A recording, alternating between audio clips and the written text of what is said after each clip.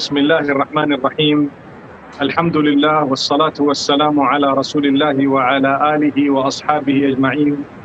MashaAllah, tabarakallah, we just heard a beautiful recitation, and Allah subhanahu wa ta'ala has indeed favored us to be a part of this beautiful day today.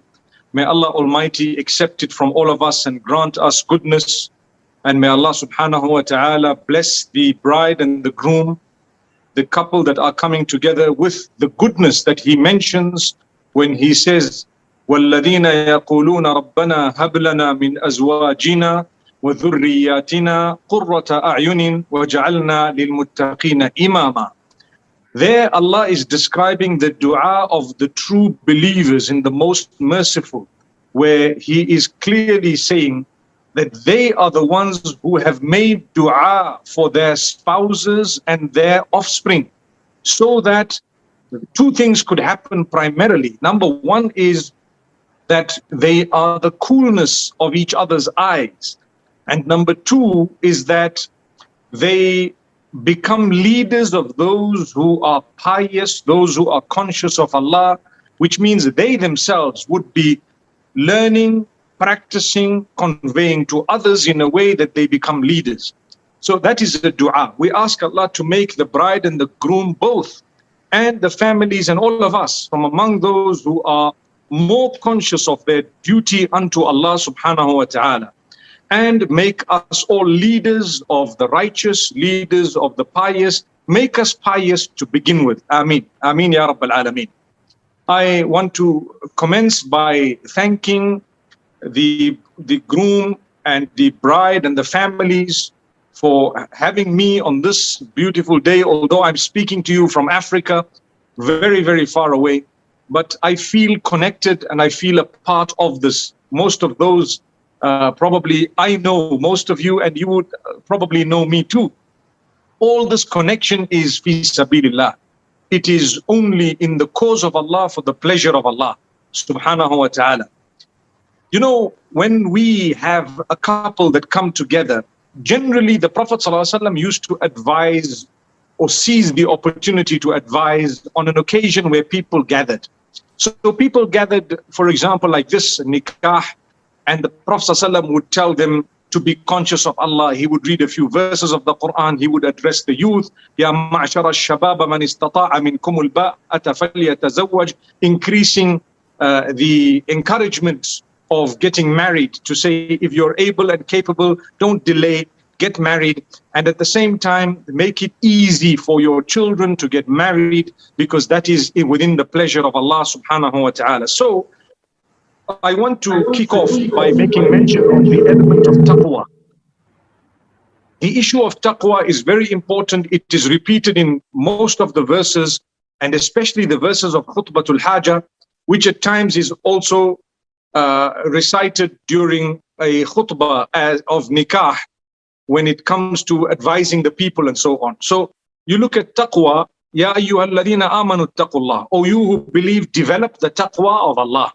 Taqwa itself is an encyclopedia of meaning, and primarily it's developing the correct relationship with Allah, having enough fear that would keep you away from sin, and having enough hope that would make you turn to Him at all times, having enough love of Allah subhanahu wa ta'ala that would make you do the right things, obey His instruction and command.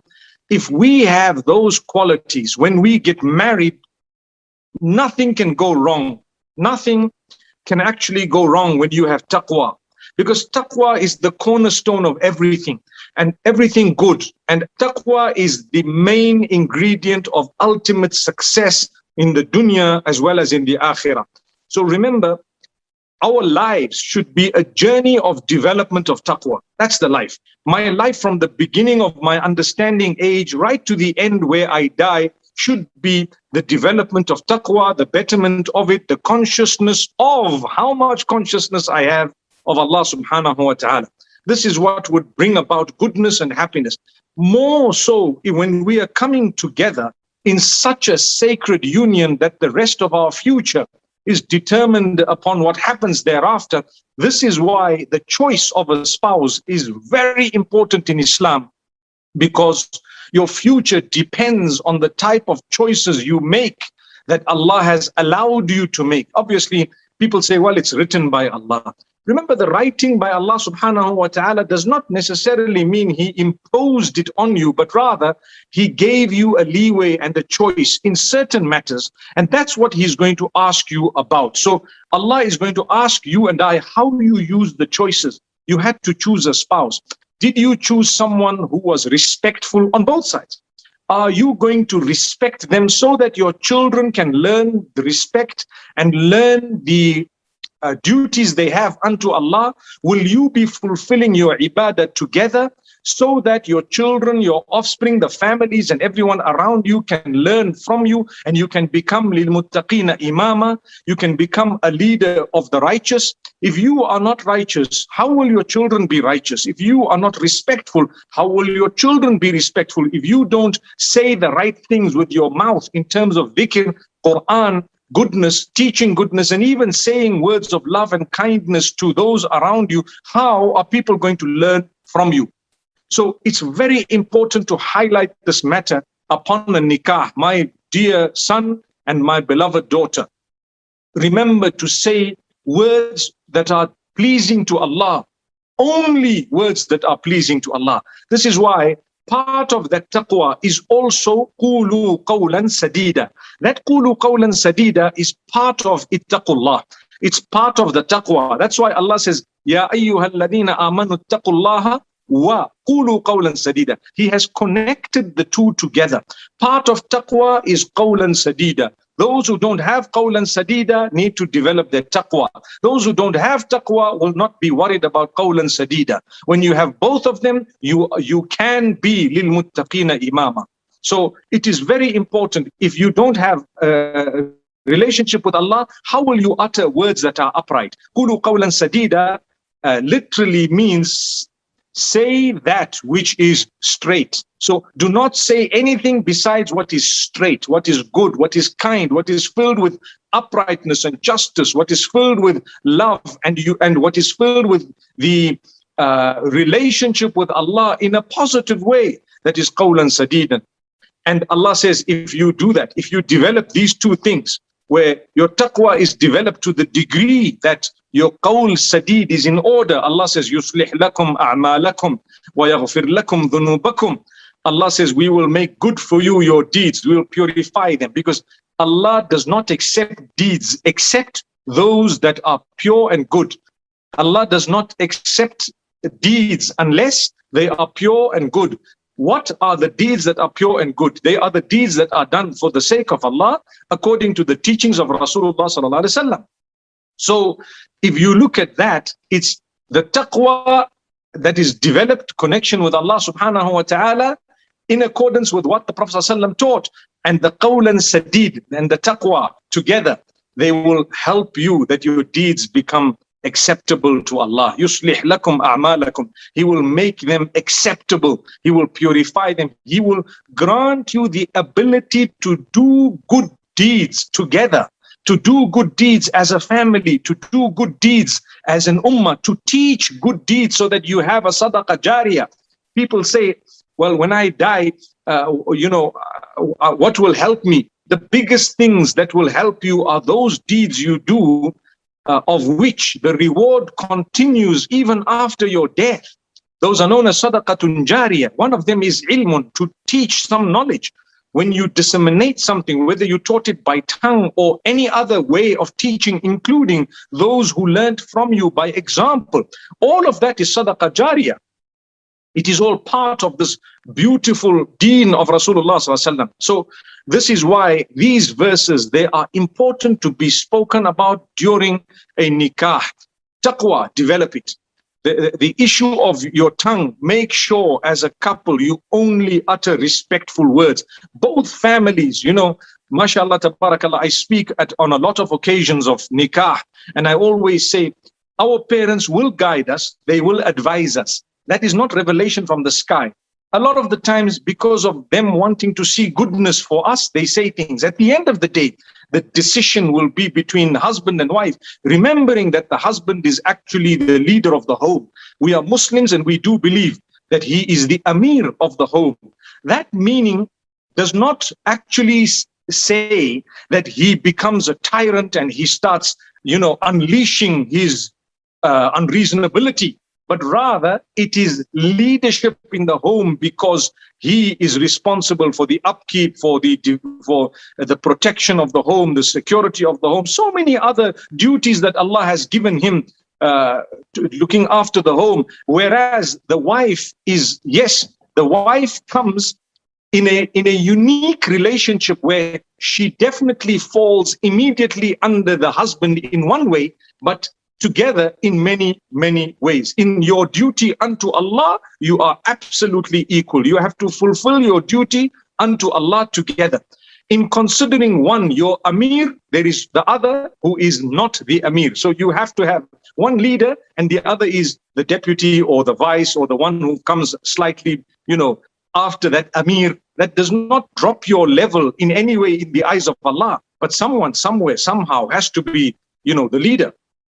As Muslims, and even those of other Semitic faiths, they consider the husband the leader of the home. He's the one who has a lot of responsibility. When we acknowledge that role, and when the husbands fulfill that role, and when we acknowledge that he definitely is that Amir, that is when we will find a lot of goodness that will come in our direction and the directions of our children, because that is how we will be able to improve and teach the next generation about the deen of Allah. And that is how together we will fulfill the plan of Allah. What makes us different? We are mu'mineen, we are Muslimin. We believe that Allah's instruction and guidance is final.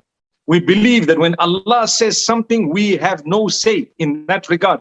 Otherwise, what's the point of calling ourselves mu'mineen? When Allah says, وَمَا كَانَ لِمُؤْمِنٍ ولا مؤمنة إذا قضى الله ورسوله أمرا أن يكون لهم الخيرة من أمرهم.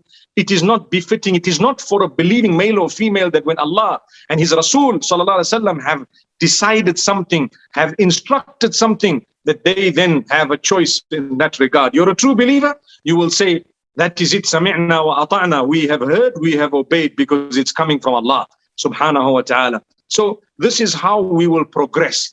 Similarly, when it comes to childbirth, the mother plays a bigger role, but when it comes to bringing the child up, we both play our roles. The man cannot breastfeed the child, but at the same time, he has to be there in the position of leadership to teach and to show and to be able to guide the child as well. So we fulfill our unique roles as Muslimin and Muslimat, and we ask Allah to grant us the ability to respect each other. I am actually wording this in a way that would be helpful to all those who are attending today, those who may see this later on.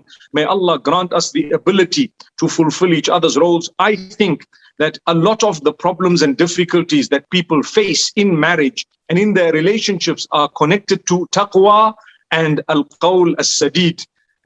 They lose their relationship with Allah, or they lose consciousness of that relationship with Allah. Therefore, they abuse with their tongues. They either say hurtful words, they utter that which is cutting, they talk out of turn, they say something that is hurtful, and so on. All that is negating qawlan sadida. And that's why things go wrong. If we fulfill our roles and we develop our relationship with Allah and we utter that which is upright by the will of Allah, nothing can actually go wrong. And I want to end off by reminding you that the Prophet ﷺ has asked us to protect our tongues and our private parts. The issue of Jannatul Firdaus, paradise, is connected to the tongue and the private parts. The Prophet ﷺ says, مَن يَضْمَنْ لِي مَا بَيْنَ لِحْيَيْهِ وَمَا بَيْنَ فَخِذَيْهِ أَضْمَنْ لَهُ الْجَنَّةِ. Whoever guarantees me the correct use of what lies between the cheeks and what lies between the thighs, I guarantee him or her paradise. Subhanallah. So more so in marriage, there should be an element of trust. We should make time for one another. We should learn to help each other, because we come from slightly different environments, sometimes unique environments, but the connecting factor is that taqwa and those teachings of the Prophet ﷺ, and the way we've been brought up with our salah in order, with our dress code in order, with our respect of the elders in order, with our respect of the system of the Islamic home in order, everything of that nature, then by the will of Allah, we would be able to fulfill the correct use of both the tongue and the private parts. And inshallah, I ask Allah subhanahu wa ta'ala to bring together the groom and the bride in rahmah, mawadda, sakina, and barakah. And this is why the sunnah dua is barakallahu lakuma wa baraka alaykuma wa jama'a baynakuma fi khair. We ask Allah to bless the two of you and to bless everything that He is going to give you, to bless everything that comes from you, and to bring you together in absolute goodness, every form of goodness. And I also want to seize the opportunity to congratulate the families on both sides. Really, it's a beautiful day and I'm glad to be a part of it. Similarly, we make dua that Allah alleviate the suffering of those who are struggling and eradicate the virus that is ravaging the globe. And at the same time, may Allah have rahmah and mercy upon those who have passed on. And may Allah subhanahu wa ta'ala grant us the blessings of this day and all the days to follow. Ameen ya Rabbal Alameen. Aqulu qawli hadha wa sallallahu wa sallama wa baraka ala nabina Muhammad.